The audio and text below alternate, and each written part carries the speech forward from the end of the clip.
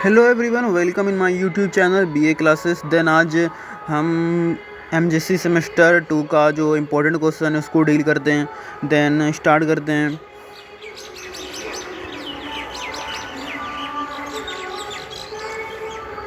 Clear है? तो मेरा क्वेश्चन स्टार्ट होता है, संविधान की इस सभा का मुख्य उद्देश्य क्या है? ठीक है, क्लियर है। और उत्तर देखते हैं। संविधान भारत के संविधान सभा का मुख्य उद्देश्य भारत के संविधान मुख्य उद्देश्य देश के लिए एक ऐसा संविधान तैयार करना था जो भारत को एक संप्रभु लोकतांत्रिक गणराज्य बनाए, उसके नागरिकों को न्याय, समानता और स्वतंत्रता प्रदान करे। ठीक है, इस टाइप का हमारा जो है ना संविधान सभा बनाने का रीज़न था। आगे है, और राष्ट्रीय की एकता और अखंडता सुनिश्चित करें। सभा ने एक ऐसे कानून ढांचे का निर्माण किया जिसमें भारतीयों को संप्रभुता का उचित हस्तांतरण हो सके और समाज के पिछड़े वर्गों को सुनिश्चित हो सके। मतलब कहने का मतलब है क्या, भारत संविधान बनाने का तात्पर्य यह था कि हमें भारत के लोकतांत्रिक समानता और सभी को समान अधिकार देने का प्रावधान किया, ताकि कोई भी अगर कोई गलती करे उसको उसकी अनुसार उसको सजा दे सके, अगर कोई अपने अधिकार के लायक उसको अधिकार दे सके, समानता सबके साथ करे, सबका साथ न्याय करे और भारत को एकता अखंडता सुनिश्चित करे। तथा सभा के एक ऐसे कानून ढांचे का निर्माण किया था जिसमें भारतीय को संप्रभुता एवं उचित हस्तांतरण हो सके, मतलब सभी को अपना समान अधिकार मिल सके और यह पिछड़े वर्गों को सुरक्षा सुनिश्चित कर सके। क्लियर है? अब पॉइंट बाय पॉइंट इसको एक्सप्लेन कर दो। तो स्टूडेंट, हमने पॉइंट को अच्छे से एक्सप्लेन कर दिया हुआ है, टाइपिंग करके रखा हुआ है। ठीक है, तो आइए हम इसको देखते हैं पॉइंट बाय पॉइंट। ठीक है, क्या है कि संविधान सभा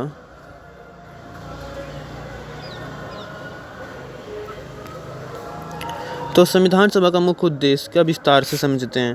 फर्स्ट हमारा है संप्रभुता लोकतांत्रिक गणराज्य की स्थापना। ठीक है, फर्स्ट पॉइंट है भारत को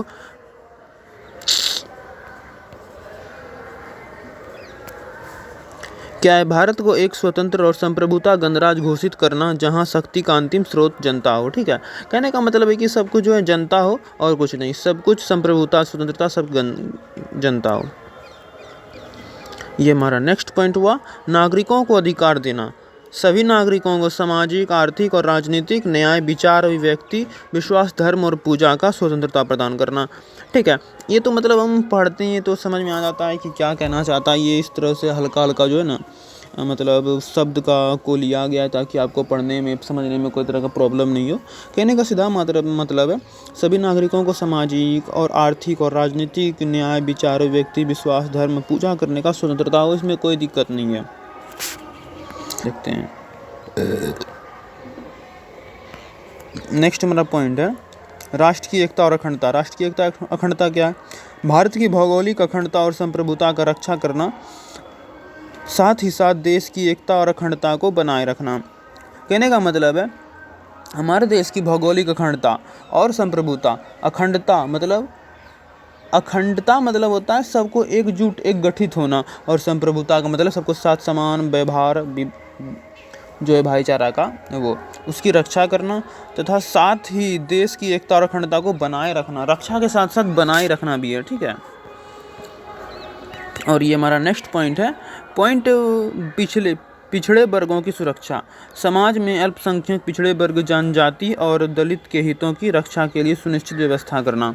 ठीक है, मतलब कि जो हमारे छोटे छोटे जात हैं उनकी रक्षा करना तथा उनके भलाई के लिए कुछ कार्य करना।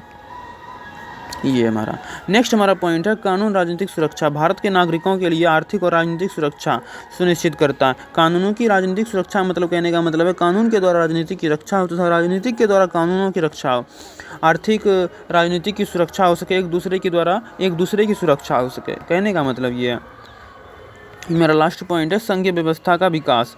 संघीय व्यवस्था का विकास मतलब है कि केंद्र के द्वारा शासन हो, साथ साथ राज्यों के द्वारा शासन हो सके, ताकि राज्य प्रॉपर अपना डिसीजन ले सके कि राज्य में हमारा किस चीज़ का प्रॉब्लम है और क्या क्या हमें इसमें विकास करना है, सुनिश्चित करना है और इसमें देखना होना, इस टाइप से। क्लियर है? अब नेक्स्ट क्वेश्चन देखते हैं। Okay student, next question explain this. दूसरा क्वेश्चन है संविधान सभा के प्रमुख सदस्य कौन थे? ठीक है, तो उत्तर भारतीय संविधान सभा के प्रमुख सदस्यों में doctor Rajendra Prasad, doctor B R. Ambedkar, Sardar Vallabh भाई पटेल, जवाहरलाल नेहरू, मौलाना अबुल कलाम आज़ाद, श्याम प्रसाद मुखर्जी, आचार्य जे.बी. कृपलानी और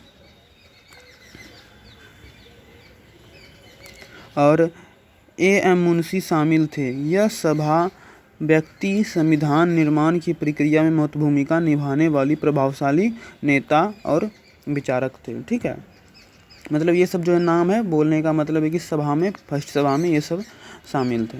ठीक है, नेक्स्ट पॉइंट के अनुसार इसको अब डील करते हैं। तो पॉइंट आ गया है, तैयार हो चुका है, तो एक्सप्लेन करते हैं।